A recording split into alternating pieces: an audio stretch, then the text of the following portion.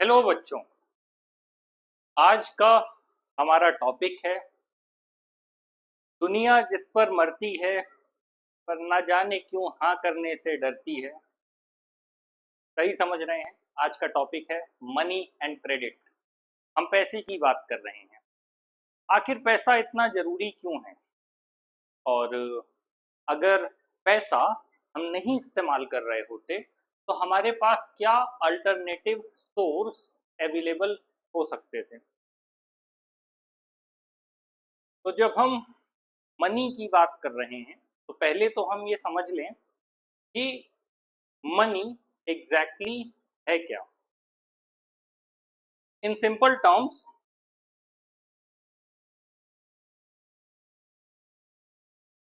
आप day to day life में daily transactions करते होंगे, या फिर हम ऐसे कहें कि सुबह उठने से लेकर के शाम तक डिफरेंट एक्टिविटीज जब आप परफॉर्म करते हैं उसके लिए आपको अलग अलग चीज़ों की ज़रूरत पड़ती है।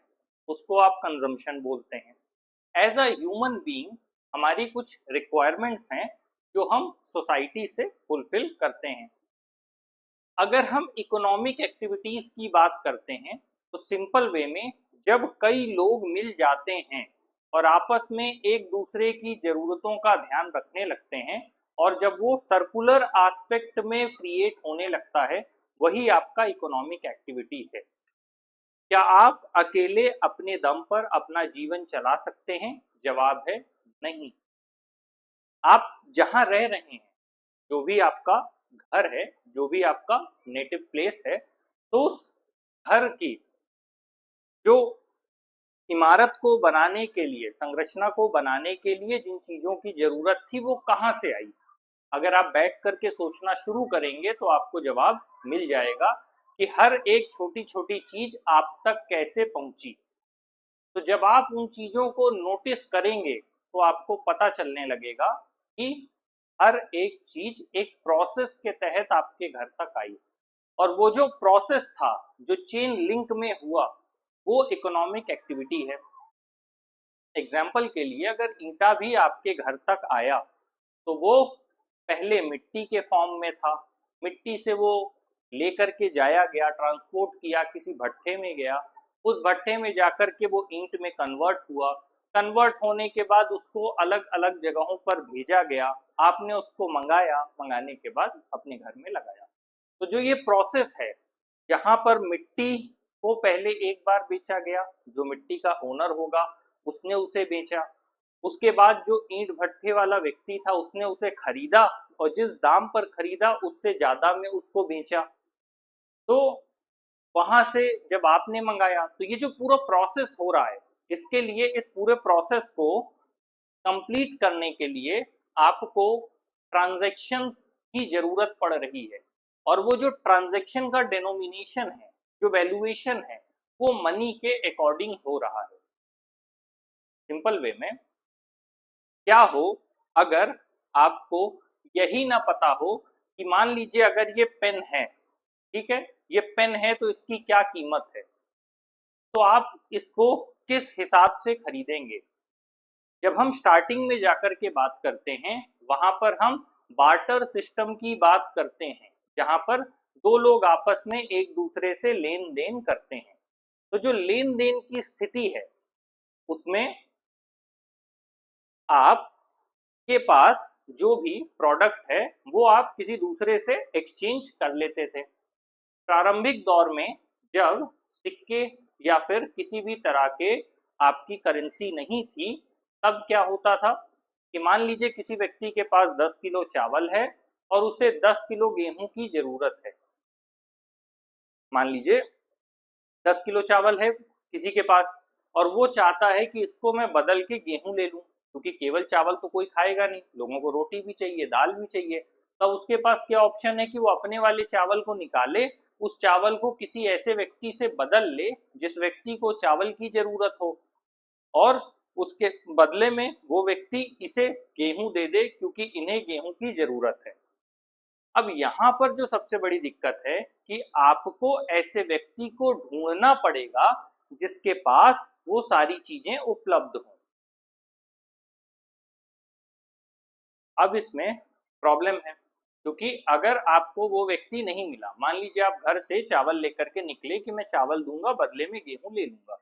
अब आप घर से निकले, घर से निकलने के बाद आप 5 किलोमीटर तक चले गए, आपको कोई व्यक्ति मिला ही नहीं, आप वापस घर आ गए, पहला दिन बीत गया। आप दूसरे दिन उठे, फिर आप निकले कि चलो ठीक है मुझे अब बाकी चीजें भी चाहिए, मुझे आटा भी चाहिए, मुझे दाल भी चाहिए, तो आप लेकर के वापस गए और आपको मार्केट में कोई नहीं मिला। यही सिलसिला 4-5 दिन तक चलता गया, तब जाके छठे दिन आपको मिला। तो सिर्फ एक छोटी सी चीज कितनी ज्यादा कॉम्प्लिकेटेड हो जाएगी सिर्फ इसकी वजह से।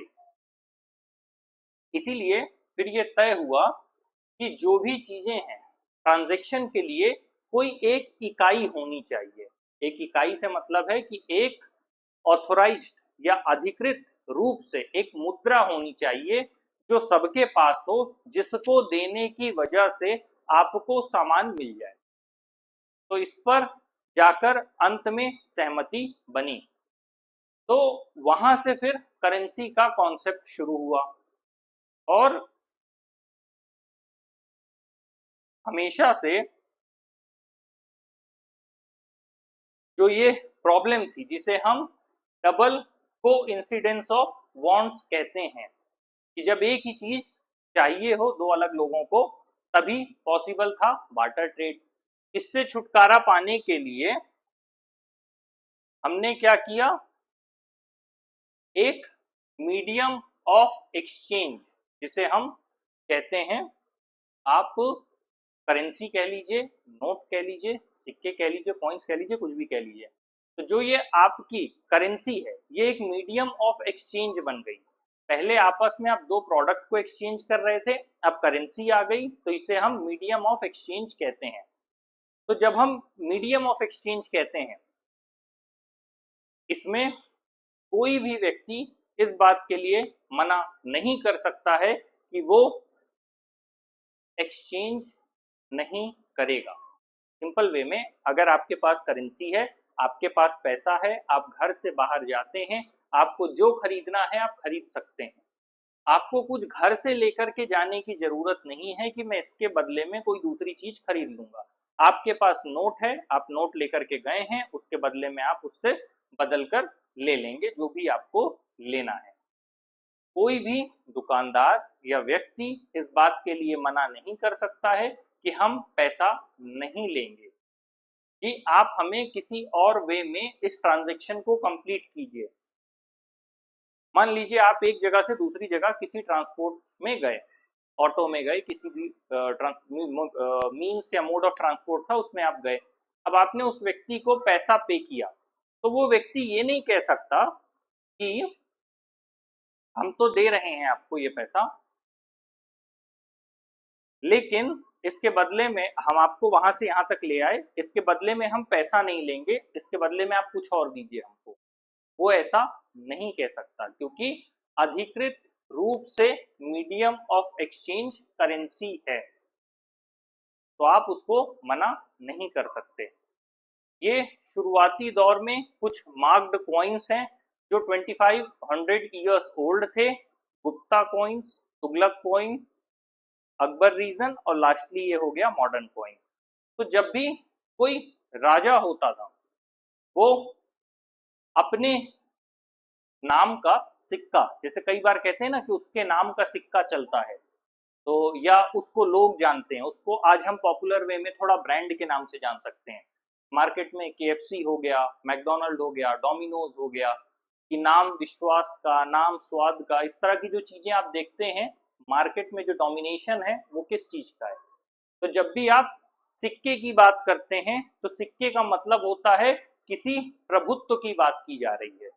प्रभुत्व का मतलब कि मेरे नाम का सिक्का चलता है। और वही चीज मॉडर्न वर्ल्ड में ब्रांड से आप देख सकते हैं, या फिर करेंसी गवर्नमेंट के द्वारा चलाई जाती है, आप इससे भी समझ सकते हैं। तो इसका मतलब है जब भी आप करेंसी देख रहे हैं तो आपको पता होना चाहिए कि ये गवर्नमेंट के प्रेजेंस का साइन है। आपको पता है कि आप किस टेरिटरी में रह रहे हैं। जैसे होता है ना कि आप घर में हैं तो आपको पता है कि your father is a boss, ठीक है। आप कंपनी में हैं तो योर बॉस, अल्टीमेटली जो भी आपके बॉस हैं। और ठीक उसी तरह जब आप एक कंट्री में हैं तो गवर्नमेंट बॉस है। जो भी सरकार में है वो लास्टली बॉस है।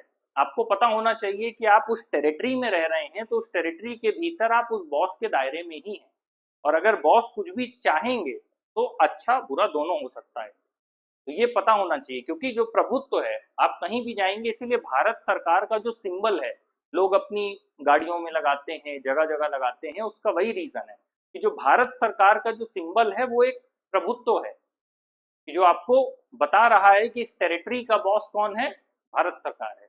तो ठीक उसी तरह ये एक सिंबल है, इसीलिए आप कभी भी करेंसी को मना नहीं कर सकते। राजाओं के समय में अलग अलग नाम से, या कभी लोगों ने धर्म के प्रचार के नाम पे, अपने नाम पर, या कभी अपनी बीवी के नाम पर भी चलवाने का काम किया है। ये समय समय पर होता रहा है। तो जो भी मॉडर्न फॉर्म ऑफ मनी है, जिसे हम पेपर नोट और कॉइन कहते हैं, जो मॉडर्न करेंसी है, अच्छा पहले में क्या फर्क था कि जो पुरानी ये जो आपको करेंसीज दिखेंगी ये अलग अलग धातुओं की बनी होती थी। कभी आप तांबा देखेंगे, कभी आप पत्थर भी देख सकते हैं। करेंसी का बेसिक मतलब है कि जो भी अथॉरिटी या पावर में है उसने ऑथोराइज किया है कि ये चीज चलेगी, बस बात इतनी सी है और कुछ भी नहीं है। अगर करेंसी का मतलब ये है कि जिस भी पेपर को सरकार ऑथोराइज कर दे वो करेंसी हो जाएगी, अगर कल से वो बदलना चाहे हो जाएगा। तो ये वो एक अलग चीज है कि उसके लिए कुछ पॉसिबल चेंजेस करने होंगे, फिर किस तरह के प्रॉब्लम्स होंगी वो एक अलग चीज है। लेकिन सामान्य भाषा में जब भी आप राजाओं के संदर्भ में बात कर रहे हैं, जो ओल्ड फॉर्म ऑफ करेंसी है, चाहे वो तुगलक कॉइन हो, ये गोल्ड मोहर कॉइन है अकबर की, इसमें कुछ उर्दू में या फारसी में कुछ खुतबा कहते हैं या कुछ खुदा हुआ लिखा हुआ है, जो मैं तो नहीं पढ़ सकता, आप पढ़ सकते हैं तो देख लीजिए। तो बेसिकली जब आप किसी टेरिटरी की बात करते थे तो उस समय जो भी धातु उनके पास उपलब्ध थी वो उस धातु में उसको चलाते थे और उसकी वैल्यूएशन होता था। पुराने में आप सुनते होंगे कि जैसे राजाओं ने अशरफियां दे दी, या राजा ने अपने हाथ की अंगूठी उतार के दे दी, या अपने गले का नौलखा हार दे दिया, या जो भी कुछ दे दिया। आप पुराने में जितनी भी परंपराएं सुनेंगे उसमें आपको देखने को मिलेगा कि जो राजाओं का वो होता था, वहां पर जो मीन्स ऑफ ट्रांजेक्शन था उनका डिफरेंट होता था। तो वो जो आपको देखने को मिल रहा है वो फॉर्म ऑफ करेंसी में नहीं आएगा, वो उस हिस्से में आता था कि उनके राजस्व के हिस्से में जरूर था, लेकिन करेंसी के फॉर्मेट में वो नहीं आता था। लेकिन जब उसी सोने को कन्वर्ट करके एक धातु के रूप में चलाया जाता था तो फिर वो आपका एक करेंसी का फॉर्म था। तो कुल मिला के इतनी सी बात है कि जो भी राजा था वो जिस भी फॉर्मेट की करेंसी को चुन लेगा वही आपका, जिस भी फॉर्मेट का आपका मेटल चुन ले, नॉन मेटल चुन ले, पत्थर चुन ले, जरूरी नहीं है यहाँ पे आपको सोना दिख रहा है, ऊपर आप देखेंगे तो कहीं आपको पीतल भी दिखेगा। तो जो करेंसी है उसका कोई फिक्स फॉर्मेट नहीं मिलेगा आपको कि अगर करेंसी है तो हम इसी चीज में देखेंगे या इसी मेटल में देखेंगे, इसका कोई भी आपको फिक्स फॉर्मेट नहीं मिलेगा। अलग अलग राजाओं के समय में अलग अलग तरह के धातु और उसमें अलग अलग तरह की लिखी हुई चीजें आपको मिलेंगी। पर अगर इसको बेसिक डीप में आप समझना चाहेंगे इन लेवल ऑफ परसेप्शन ये क्या था, तो इन लेवल ऑफ परसेप्शन यही है कि वो उनके प्रभुत्व को दर्शाता है, और जिस काल में जो भी आपकी धातु ज्यादा उपलब्ध रही होगी तो वही आपकी ज्यादा देखने को मिलेगी प्रचलित। तो अब आप, एक समय था जैसे चांदी जहां ज्यादा है वहां चांदी देखने को मिलेगा, तो अलग अलग जगह अलग तरह की चीजें होती हैं।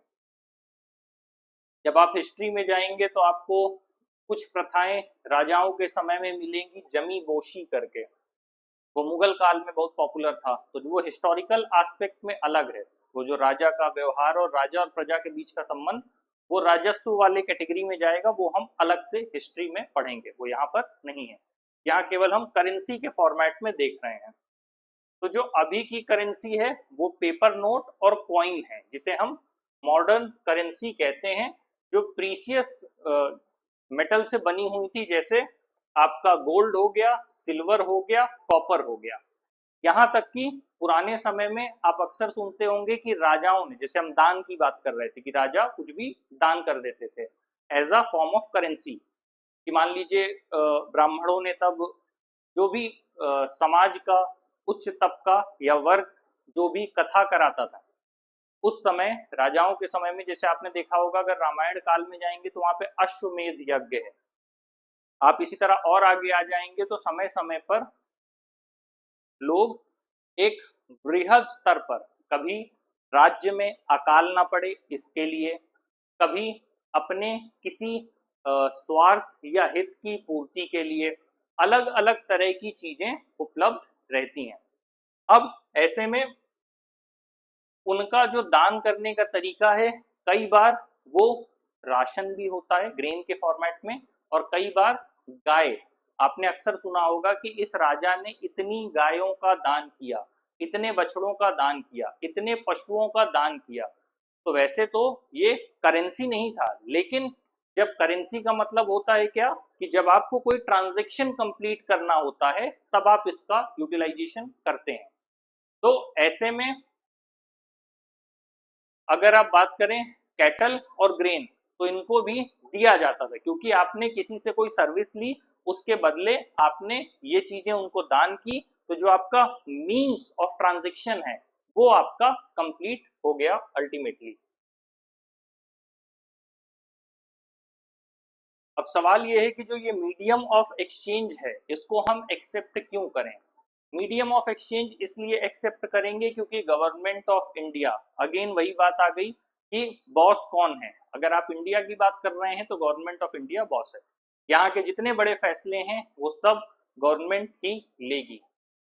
जो भी चीज राज्य में, आप केंद्र की बात करें, राज्य की बात करें, तो वहां अगर आप सेंट्रल बात कर रहे हैं तो सेंट्रल गवर्नमेंट, नहीं तो स्टेट गवर्नमेंट।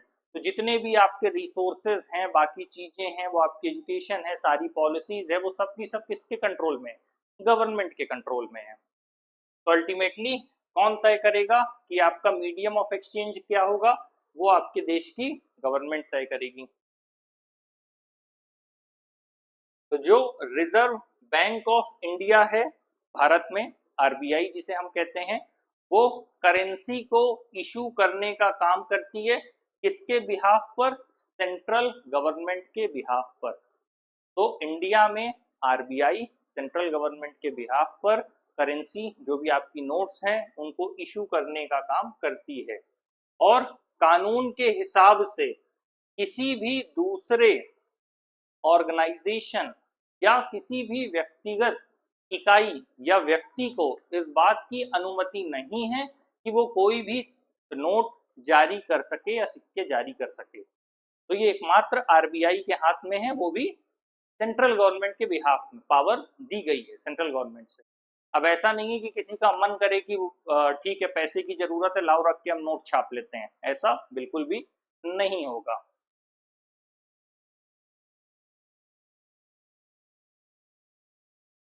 लॉ ने लीगलाइज किया है, किसी भी चीज को वैध करने से मतलब ये है कि अगर सरकार किसी चीज की अनुमति दे रही है तो वो चीज वैध है, और अगर सरकार किसी चीज की अनुमति नहीं दे रही है तो वो अवैध है। ये बात समझने की जरूरत होती है। सिंपल वे में, अगर आपके पापा ने या आपके घर में जो भी बड़े हैं, इसलिए मैंने एक कंपैरिजन दिया था माइक्रो टू मैक्रो, अगर आपके घर के बड़ों ने आपको परमिट किया कि आप बाहर जाके खेल लीजिए, तो आप परमिशन लेकर के आए और आप बिना घर वालों को बताए खेलने निकल गए, तो आपने क्या किया, बिना बताए चोरी से, चुपके से घर से आप निकल गए।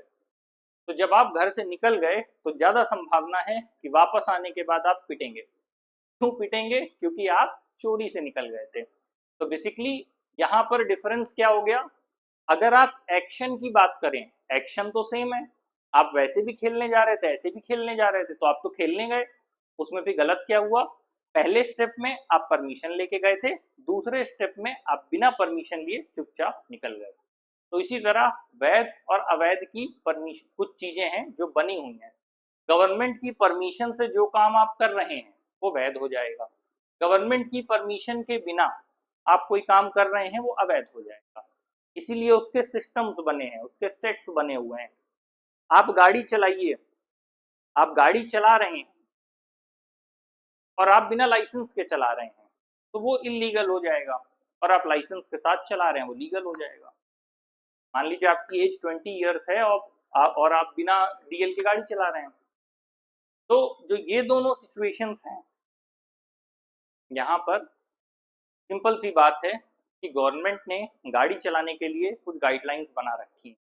आप उन गाइडलाइंस को फॉलो कर रहे हैं तो चीज़ें लीगल हैं, आप कर सकते हैं, और आप उन गाइडलाइंस को नहीं फॉलो कर रहे तो वो इलीगल है। तो लीगल इलीगल में सिंपल सा डिफरेंस है बस। अगेन वही बात, बॉस कौन? गवर्नमेंट। तो इस सिचुएशन में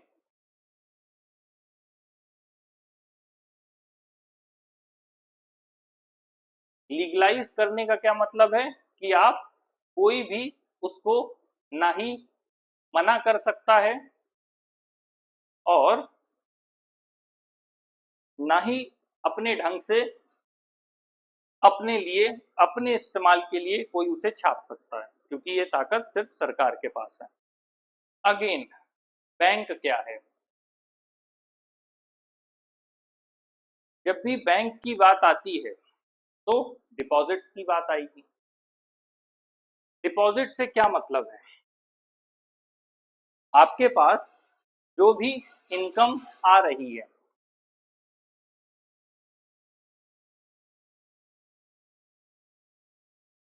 जितनी भी आपके पास इनकम आ रही है, क्योंकि आपके वो फ्यूचर में किसी भी तरह की ज़रूरतें पड़ सकती हैं या फिर किसी तरह का एक्सीडेंटल खर्चा बढ़ सकता है। तो जब ऐसी सिचुएशंस होगी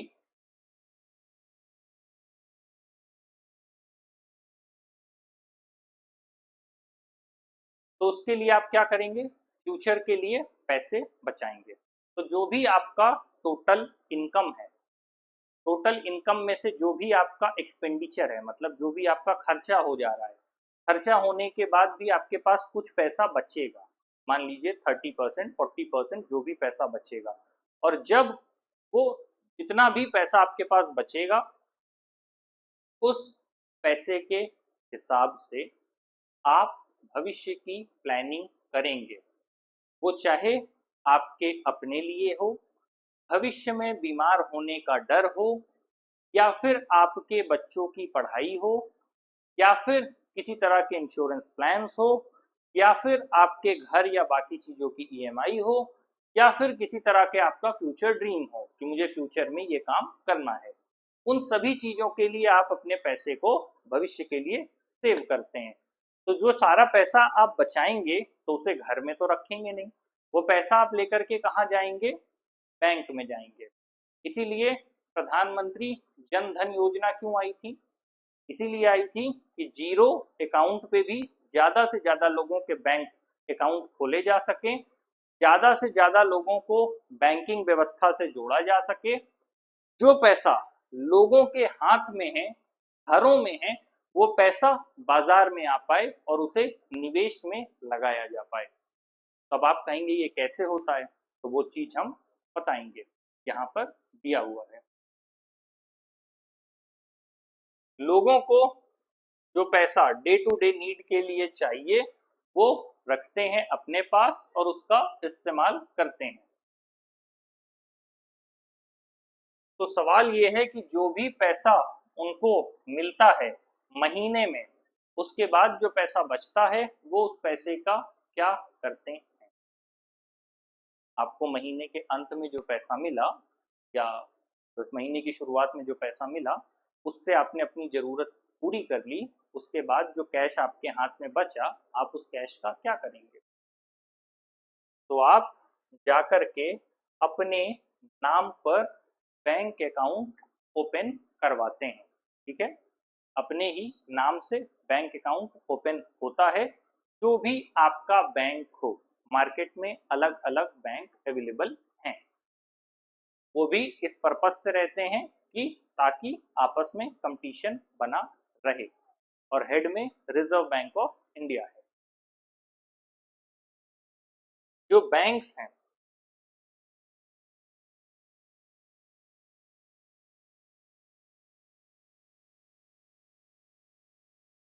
बैंक्स क्या करते हैं, आपका जो भी डिपॉजिट है उसको एक्सेप्ट करते हैं। डिपॉजिट का मतलब जो भी आपके पास बचा, क्योंकि जो खर्च हो जाएगा वो तो आप देंगे नहीं, कहाँ से देंगे, वो तो आपने मार्केट में दे दिया पैसा।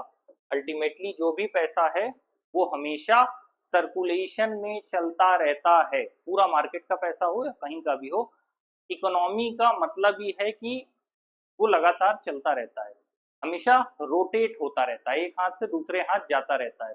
इसीलिए मार्केट क्रिएट किया गया है कि आप कंज्यूम करें, और मार्केट को जितना ज्यादा एक्सपेंड किया जाता है उसका सिर्फ एक ही पर्पस है कि आपको एक एक्सपीरियंस देना, उसके बदले आपसे पैसा लेना, बस इतनी सी बात है और कुछ भी नहीं है।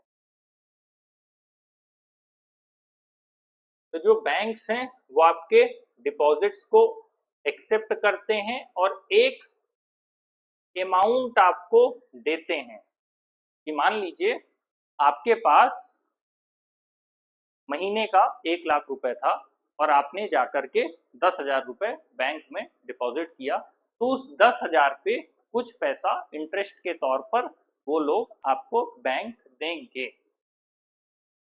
क्यों देंगे? ताकि आप अपना डिपॉजिट उन्हें दें। तो अब सवाल ये आता है कि आपने अपना पैसा जाकर के बैंक को दे दिया तो बैंक का क्या फायदा? बैंक का ये फायदा कि वो उस पैसे को उठा करके आगे लोगों को लोन के लिए दे देगी। अब आप कहेंगे ये कैसे? अगर उन्होंने लोन के लिए दे दिया और मुझे पैसे की जरूरत है तो वो पैसा मुझे कैसे मिलेगा? तो बहुत सिंपल सी बात है, बैंक तकरीबन 15% अमाउंट ऑफ टोटल मनी अपने पास रख लेते हैं और बाकी का पैसा वो लोग मार्केट की तरफ रोटेट कर देते हैं, लोन में दे देते हैं, बाकी चीजों में दे देते हैं। तो जो लोग लोन लेते हैं वो उसके बदले इंटरेस्ट देते हैं, तो वो पैसा बैंक के पास आता है।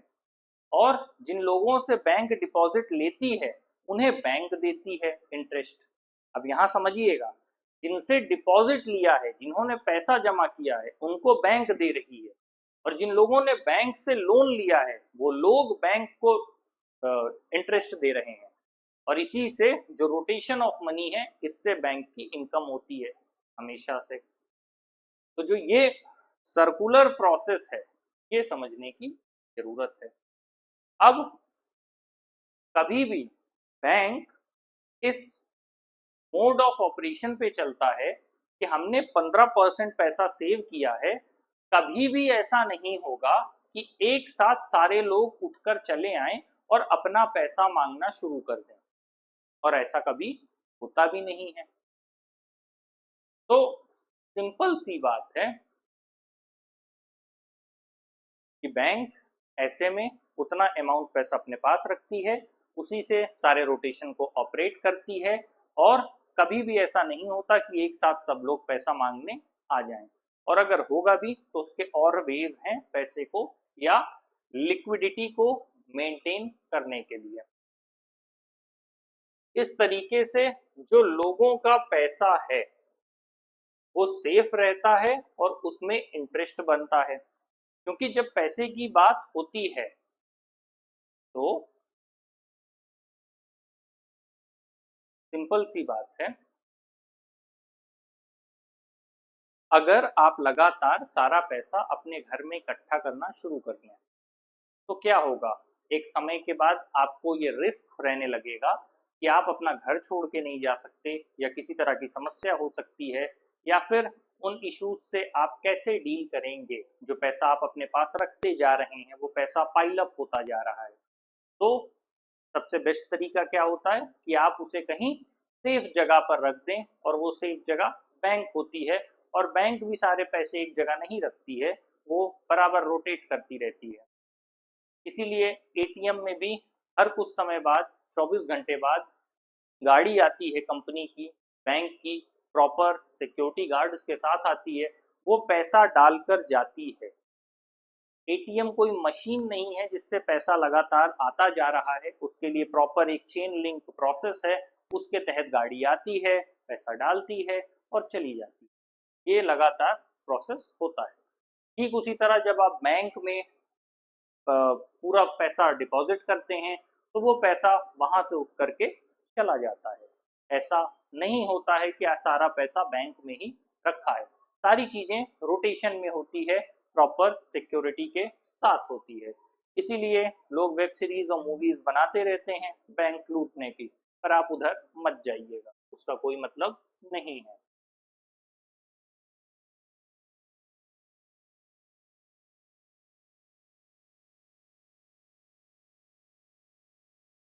तो जिन भी इनको डिमांड डिपॉजिट्स कहा जाता है। डिमांड डिपॉजिट्स कहने का मतलब है कि जब भी आपको ज़रूरत है आप अपना डिपॉजिट निकाल सकते हैं, इसी को हम डिमांड डिपॉजिट कहते हैं कि जब आपकी डिमांड है आप अपने डिपॉजिट को निकाल लीजिए, यही आपका डिमांड डिपॉजिट में आता है।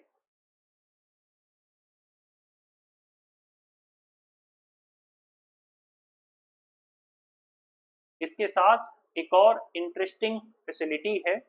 वो फैसिलिटी क्या है डिमांड डिपॉजिट्स के साथ?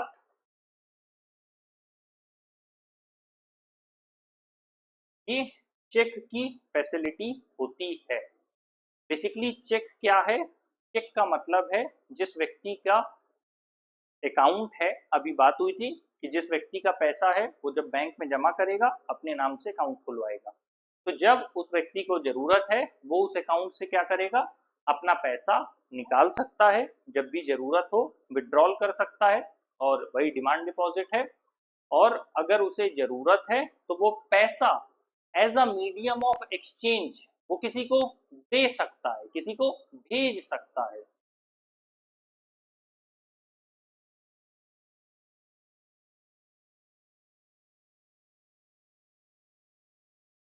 इसको कहते हैं हम चेक। चेक से क्या मतलब है? एक ऐसा पेपर, चेक क्या है? एक ऐसा पेपर जो बैंक को इंस्ट्रक्ट करता है कि स्पेसिफिक अमाउंट मेरे बैंक से ले लिया जाए, उस व्यक्ति को दे दिया जाए। तो बैंक क्या कर रहे हैं आप? चेक का मतलब है कि आप उनको इंस्ट्रक्शंस दे रहे हैं कि ये मेरा बैंक अकाउंट है, आप लीजिए, इसमें से पैसा निकालिए, और पैसा निकालने के बाद उस व्यक्ति को दे दीजिए। मतलब निकालना नहीं है, आपने इंस्ट्रक्शन दिया तो सीधे आपके अकाउंट से उस व्यक्ति के अकाउंट जिसके नाम पर आपने चेक काटा है पैसा ट्रांसफर हो जाएगा। A check is a paper instructing the bank to pay a specific amount from the person's account to the person in whose name the check has been issued। इसका सिंपल सा यही मतलब है कि जिसके नाम पर आपने चेक काटा है उसके बैंक अकाउंट में आपके अकाउंट से पैसा चला जाएगा, और आपने वो इंस्ट्रक्शंस लिखित तौर पर पेपर के तौर पर उसको दिया है। ठीक, ये है आपका चेक पेमेंट। ये एक शू मैन्युफैक्चरिंग, जो मैन्युफैक्चरर है, जूता बनाने वाला व्यक्ति है, उसके एग्जाम्पल पे बिहाफ पे दिया है जिसका नाम सलीम है, और ये पेमेंट करते हैं किसको? लेदर सप्लायर को। अकाउंट पेई के नाम से आएगा, यहाँ पर नाम लिख के, डेट लिख के, अमाउंट लिख के आप इसे भेज देंगे। ये भारतीय स्टेट बैंक का है। तो जो लेदर सप्लायर है वो इस चेक को लेता है और जाकर के बैंक को डिपॉजिट करता है, और अगर जो अमाउंट मेंशन है वो अमाउंट आपके बैंक अकाउंट में नहीं है तो आपका चेक बाउंस हो जाएगा। उसके लिए फिर एक अलग प्रोसेस है चेक बाउंस होने की स्थिति में। तो जनरली जो चेक है वो आप किसी के नाम पर काटते हैं।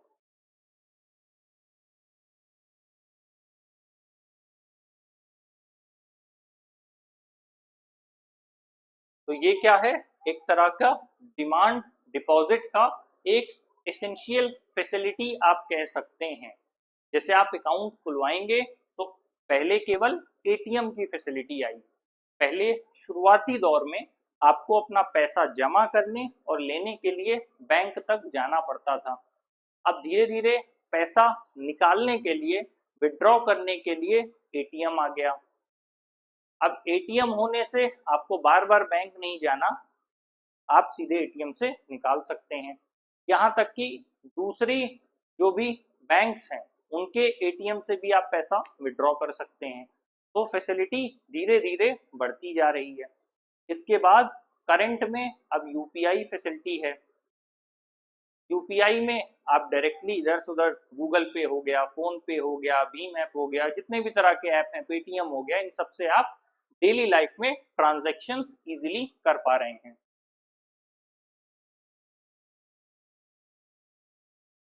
बेसिकली जब डिमांड डिपॉजिट में हम चेक की बात करते हैं तो ये एसेंशियल फैसिलिटी है। साथ ही इसकी वजह से आप बिना किसी कैश के ट्रांजैक्शन के अपने काम को पूरा कर पा रहे हैं।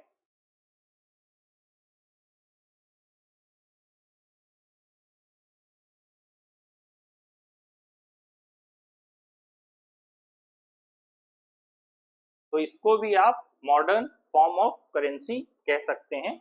उसके बाद फिर डेबिट कार्ड है। डेबिट कार्ड के बाद अब क्रेडिट कार्ड के ऑप्शंस आ गए कि आप पहले ही एक अमाउंट ले सकते हैं और उसके बदले आपको एक लिमिटेड जो अमाउंट है वो पे करना होगा। तो जो ये पूरा प्रोसेस है, इसमें लोन एक्टिविटी क्या है? जब हम लोन की बात करते हैं, अभी हम डिपॉजिट देख रहे थे, और जो भी आपने डिपॉजिट दिया वो फिर हम वापस ले रहे हैं, तो डिमांड डिपॉजिट है। उसकी एक फैसिलिटी और थी जो चेक है, जहां पर हम बिना कैश के ट्रांजैक्शन कर पा रहे थे। अब हम बात कर रहे हैं लोन एक्टिविटीज ऑफ बैंक। तो अगेन वही चीज है कि जो डिपॉजिट्स लिए जाते हैं उसका क्या करते हैं। जो भी आप डिपॉजिट जाकर के बैंक को देते हैं वो उस डिपॉजिट का क्या करते हैं। सिंपल सी बात है कि उनका एक मैकेनिज्म है, एक काम करने का तरीका है, एक ड्यू प्रोसेस है। किसी भी चीज को लंबी दूरी तक अगर आपको लेकर के जाना है तो आपको एक प्रोसेस डेवलप करना पड़ता है जिससे कि आपका काम हो सके। बैंक्स जो हैं वो केवल स्मॉल प्रोपोर्शन रखते हैं डिपॉजिट का। जो भी डिपॉजिट आएगा उसका वो केवल स्मॉल प्रोपोर्शन रखते हैं।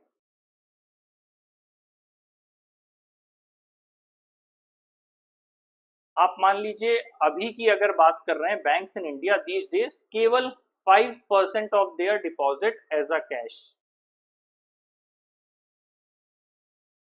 तो जो भी डिपॉजिट उनके पास आता है केवल 5% अमाउंट। तो आप समझ सकते हैं कि डिपॉजिट आने का जो लेवल है वो कितना हाई है कि केवल 5% बैंक अपने पास होल्ड करते हैं। उसको होल्ड करने का भी रीजन सिर्फ इतना है कि जब लोग विड्रॉ करने आए तो उनको विड्रॉ करके दिया जा सके।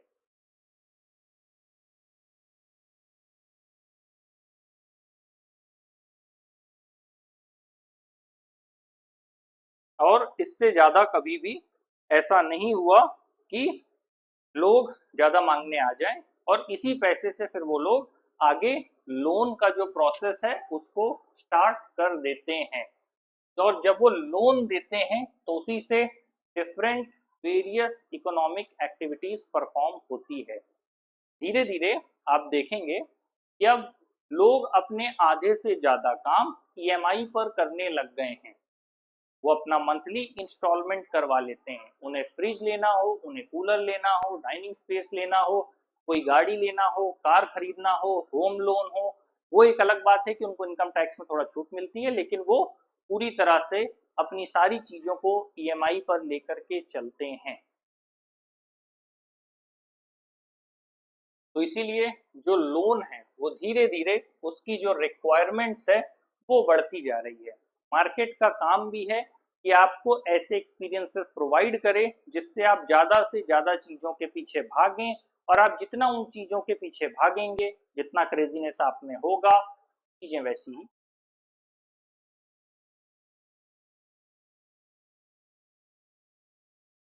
इसी तरीके से जो बैंक है वो हमेशा मीडिएट करते हैं उन दोनों के बीच जिनके पास सरप्लस फंड है, इनके बीच एक हो गए डिपॉजिटर्स। तो हमेशा प्रमोट करते हैं, हमेशा लोगों को अपलिफ्ट करते हैं कि आप ज़्यादा से ज़्यादा जो भी पैसा आपके पास है वो लाइए, डिपॉजिट करिए, हम अलग अलग स्कीम्स के थ्रू आपको उसमें इंटरेस्ट देंगे। तो बैंक में हमेशा जब भी आप जाएंगे आपको बैंक मैनेजर बैठा लेंगे, रोक लेंगे, सिर्फ इसीलिए कि आप किसी नई स्कीम में और पैसा लगाइए, तो जो आपके पास है वो इनकम बैंक के पास आएगी, उसके बदले हम आपको इंटरेस्ट दे रहे हैं। और जितना ज़्यादा पैसा बैंक के पास आएगा वो उतना ज़्यादा पैसा किसको देंगे? बोरोवर्स को, जिनको ज़रूरत है, जिन्हें घर गाड़ी पैसा जो भी चीज़ें खरीदना है उन चीज़ों के लिए फिर पैसा दिया जाएगा। तो इसे हम क्या कहते हैं? हमेशा डिपॉजिटर्स और बोरोवर्स के बीच में ये लोग मीडिएशन का काम करते रहते हैं कि भाई इधर से आएगा इधर से जाएगा, तो ये एक सर्कुलर पाथ बन जाता है। बैंक्स जब लोन देते हैं तो वो हायर इंटरेस्ट रेट में देते हैं, डिपॉजिट में कम देते हैं। सिंपल सी बात है, जितना आपको दे रहे हैं उससे ज्यादा जब लेंगे तभी तो काम होगा। तो जब लोन देंगे जिसको भी, उससे जो इंटरेस्ट रेट वसूलेंगे वो ज्यादा होगा, और डिपॉजिट पे जो इंटरेस्ट रेट दे रहे हैं वो कम होगा, तभी तो उस मार्जिन से उनको बेनिफिट मिलेगा। ऑब्वियस सी बात है। और उनका मेन सोर्स क्या है? इन्हीं दोनों का डिफरेंस, जो वो डिपॉजिटर को दे रहे हैं, जो वो बोरोवर से ले रहे हैं, देने लेने, देने और लेने, इन्हीं के बीच का जो मार्जिन है, जो स्केल है, जो गैप है, उसी का बेनिफिट बैंक के पास जाता है। ये एक एग्जाम्पल है, इससे आप समझ सकते हैं। ये डिपॉजिटर्स हैं, ये अपना पैसा लेकर के आते हैं, मतलब डिपॉजिटर मतलब हम ही आप हैं, कोई बाहरी व्यक्ति नहीं है। लोन लेने वाले भी हम ही हैं, डिपॉजिटर्स भी हम ही हैं। तो ये डिपॉजिटर्स हैं, ये अपना पैसा लेके बैंक के पास जाते हैं, बैंक आपके पैसे को रखता है, फिर उस पैसे पे ये लोन देता है बोरोवर्स को। बोरोवर्स कौन? जिनको भी जरूरत हो, चाहे वो किसान हो, आप हो, कोई भी हो, बोरोवर्स को देते हैं। बोरोवर्स वापस इनको क्या करते हैं? जो भी लोन होता है उस पे इंटरेस्ट सहित पैसा वापस करते हैं, और वापस ये लोग क्या करते हैं? जिन भी लोगों से इन्होंने डिपॉजिट लिया था उन्हें विड्रॉल में दे देते हैं। इस बीच में जो मार्जिन हुआ वो किसका हुआ? वो बैंक का हुआ। तो आज हमने बेसिकली ये देख लिया कि बैंक कैसे काम करता है, डिमांड डिपॉजिट क्या है, लोन क्या है, और कैसे बैंक अपना बेनिफिट बनाता है। धीरे धीरे बैंक की फैसिलिटीज मॉडर्नाइज्ड हो रही हैं, मैकेनाइज्ड हो रही हैं। उसके संदर्भ में कुछ हद तक हमने बात कर ली है, उससे ज़्यादा आपके सिलेबस में नहीं है, और ये हम पढ़ेंगे नेक्स्ट क्लास में कि टू डिफरेंट क्रेडिट सिचुएशंस क्या है। Thank you.